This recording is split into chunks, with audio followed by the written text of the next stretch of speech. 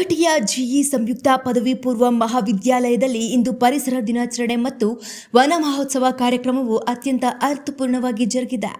ಅರಣ್ಯ ಇಲಾಖೆಯ ಅಧಿಕಾರಿ ಅರುಣಕುಮಾರ್ ಅಷ್ಟಗಿ ಅವರು ಸಸಿ ನೆಡುವುದರ ಮೂಲಕ ಕಾರ್ಯಕ್ರಮಕ್ಕೆ ಚಾಲನೆಯನ್ನ ನೀಡಿದ್ದಾರೆ.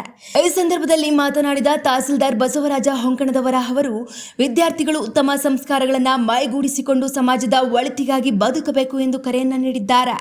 ಕಾರ್ಯಕ್ರಮದ ಮುಖ್ಯ ಭಾಗವಾಗಿ ಎಸ್ಎಸ್ಎಲ್ಸಿ, ಪಿಯುಸಿ ಮತ್ತು ಪದವಿ ಪರೀಕ್ಷೆಗಳಲ್ಲಿ ಅತ್ಯುತ್ತಮ ಸಾಧನೆ ಮಾಡಿದ ವಿದ್ಯಾರ್ಥಿಗಳು ಹಾಗೂ ವಿವಿಧ ಕ್ಷೇತ್ರಗಳ ಸಾಧಕರನ್ನ ಆತ್ಮೀಯವಾಗಿ ಸನ್ಮಾನಿಸಲಾಯಿತು.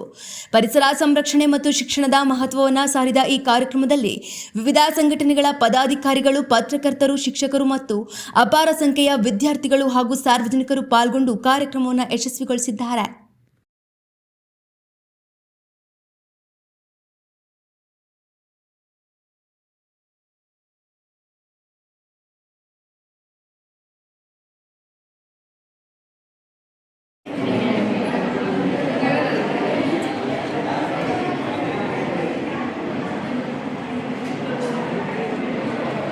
ಜೋರಾದ ಚಪ್ಪಾಳೆ.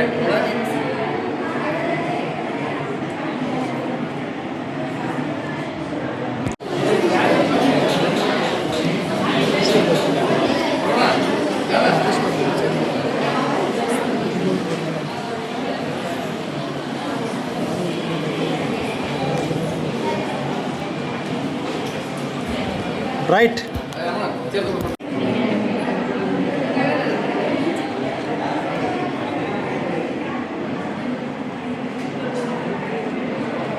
ಜೋರಾದ ಚಪ್ಪಾಳೆ.